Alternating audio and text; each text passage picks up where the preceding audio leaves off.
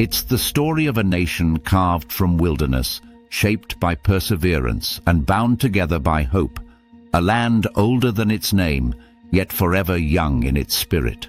This is the journey of Canada, from its indigenous foundations to its modern strength, from ancient traditions to a society defined by peace, equality, and unity. And here's the promise. By the end of this video, you won't just understand Canada, you'll know enough to pass the Canadian Citizenship Test with confidence. Because this is more than history. It's the story of how a country became an idea and how that idea continues to inspire the world. A place where freedom meets responsibility, where cultures don't collide, they collaborate. This is Canada, and this is your guide to understanding it, remembering it, and becoming part of it. Chapter 1. The First Peoples, Foundations of a Nation. Before Canada had a flag, a government, or even a name, it had people. For over 10,000 years, long before European sails appeared on its shores, the land we now call Canada was home to thriving civilizations. The First Nations, Inuit, and later the Métis. These were not scattered tribes surviving by chance. They were nations with languages, economies, laws, and spiritual systems deeply rooted in the rhythms of nature.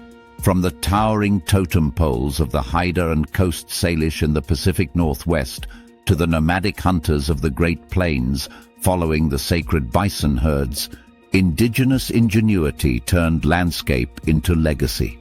The Cree, Ojibwe, and Blackfoot learned to read the stars and skies as maps of life.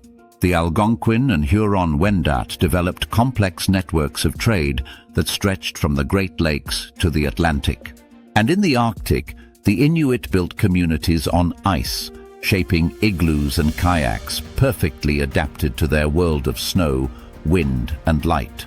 Their societies were built on harmony, with nature, with community, and with spirit. They governed through councils, respected elders, and oral traditions that preserved wisdom across generations. Land was not property, but partnership. The earth was not conquered, it was cared for. When Europeans finally arrived, they did not discover an empty wilderness. They entered a world of diplomacy and knowledge far older than their maps. The first meetings between indigenous peoples and explorers were moments of exchange. Food, technology, and understanding flowed between worlds. But these early alliances slowly gave way to colonization. Diseases decimated populations, treaties were broken, lands were taken. Yet indigenous nations endured, their languages survived, their songs continued, and their spirit could not be erased. Today, every Canadian citizenship ceremony begins by acknowledging the indigenous land it stands upon. That moment of recognition reminds every new citizen that Canada's story didn't begin with discovery. It began with belonging. Chapter 2. France and Britain. The struggle for a continent. The 1500s brought sails to the horizon and ambition to the New World. European explorers came chasing trade routes, gold and glory, but what they found instead was opportunity and endurance. In 1534, Jacques Cartier claimed the St. Lawrence River for France, setting the stage for an empire in the wilderness. Decades later, Samuel de Champlain founded Quebec City in 1608, a settlement that would become the heart of New France. Life in New France was harsh but full of purpose. Farmers, known as habitants, cultivated narrow riverfront plots, while adventurous coureurs des bois ventured deep into the forests to trade furs with indigenous partners. Catholic missionaries brought faith, explorers mapped the unknown, and French identity took root on North American soil. Meanwhile, English merchants backed by the mighty Hudson's Bay Company established rival forts to the north and west. Across the Atlantic coast, British colonies flourished in Newfoundland and Nova Scotia. Two European empires, France and Britain, now stood face to face, both claiming the same vast territory. Their competition exploded into open conflict during the 7 Years' War. In 1759, on the Plains of Abraham near Quebec City, British and French forces clashed. The battle lasted less than an hour, but forever changed the map of North America. General Wolfe died victorious, General Montcalm died defending, and France's rule in Canada ended. The Treaty of Paris in 1763 gave Britain control of New France. But rather than erase the French identity, Britain took an unprecedented step. The Quebec Act of 1774 guaranteed the French language, religion, and civil law. It was a moment that set Canada apart. Coexistence over conquest. When the American Revolution erupted, thousands of loyalists who refused to abandon the crown fled north, bringing English law, Protestant faith, and new energy. The colonies of Upper and Lower Canada were born, and the seeds of today's bilingual nation began to grow. Chapter 3. Confederation. The birth of a country. By the mid-1800s, Canada was a patchwork of colonies divided by geography, culture, and politics. Economic depression and fear of American expansion hung over them, but visionary leaders saw a greater dream: unity. In 1864, representatives from the colonies met in Charlottetown, Prince Edward Island, to discuss a bold idea: joining together as one nation. After years of negotiation and compromise, their vision became reality. On July 1, 1867, the Dominion of Canada was born, uniting Ontario, Quebec, Nova Scotia, and New Brunswick under a single constitution. Sir John A. Macdonald became the first Prime Minister, championing a government built on peace, order, and good government. Unlike the American ideal of liberty through revolution, Canada sought unity through law and cooperation. Expansion followed quickly. Manitoba joined in 1870, British Columbia in 1871, Prince Edward Island in 1873. To link the new Dominion from sea to sea, the Canadian Pacific Railway was completed in 1885, a symbol of ambition and endurance, binding the nation with iron. But progress carried pain. Indigenous and Métis peoples saw their lands seized and cultures suppressed.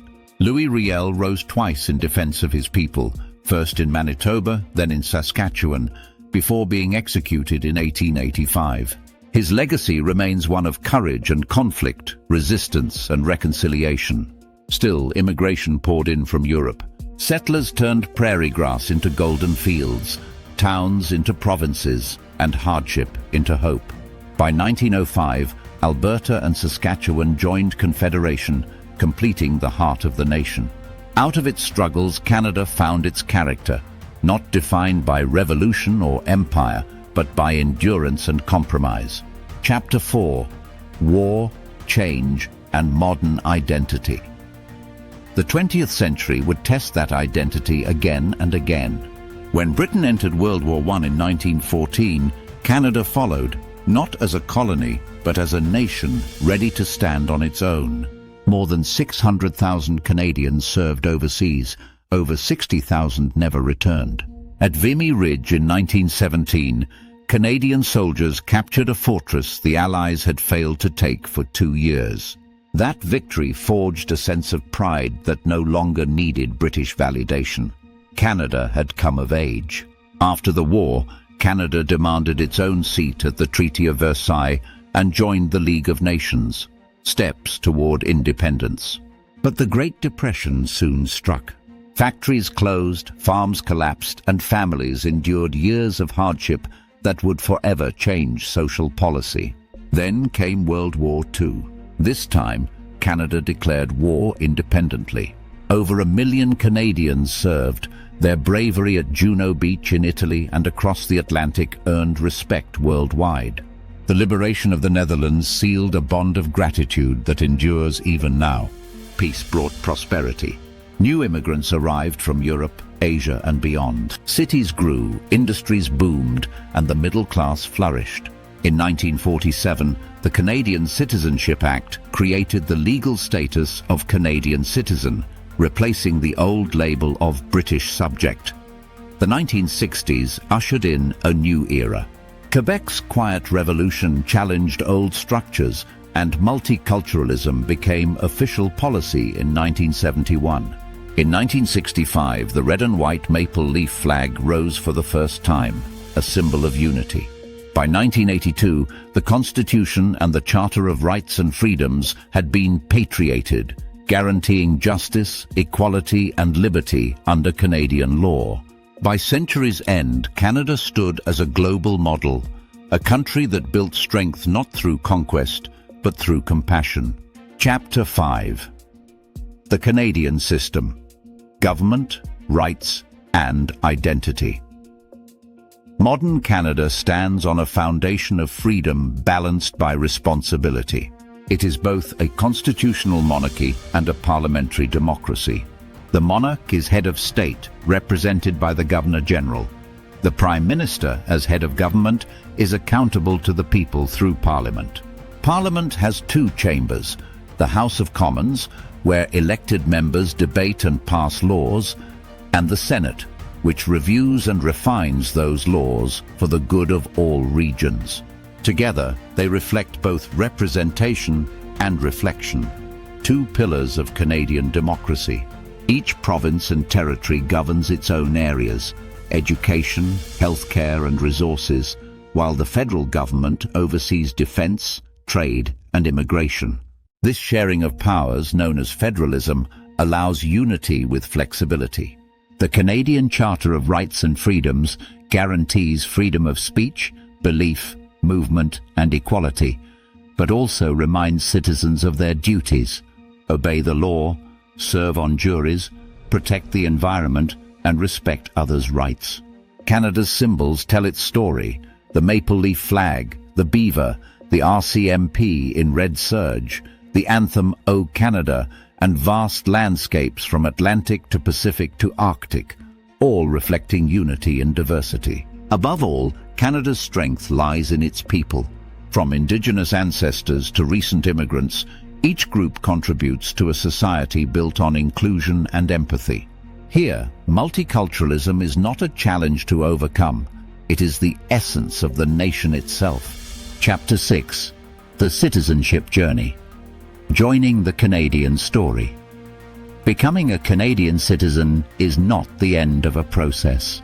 It is the start of participation in one of the world's most remarkable stories. The Citizenship Test measures your knowledge, but the oath measures your heart. It asks you to understand not just what Canada is, but why it exists. Applicants study geography, history, government and culture. They learn the meaning of responsible government, where leaders must answer to the people. They learn that peace, order and good government is more than a phrase. It's a philosophy that defines how Canadians solve problems and live together. Preparing for the test is a journey of connection to the first peoples who protected this land, to the settlers who built its towns, to the soldiers who defended its freedom. Every fact you learn is a story of endurance and belonging. And then comes the ceremony, the most emotional moment in the Canadian journey. As new citizens raise their hands and take the oath of citizenship, they join a legacy of generations who believed in fairness, compassion, and opportunity. That moment binds every Canadian, born or new, to the same promise: to live here with respect, to give back, and to protect the values that make this country possible. To live here is to grow here. To call this land home is to carry its hope forward. So the next time you see the maple leaf wave, remember, it's not just a flag, it's a promise paid for by generations who built this land. If you believe truth, unity, and understanding still matter, then like, share, and subscribe to our channel. Because in a world divided by noise, we light the fire of knowledge that unites.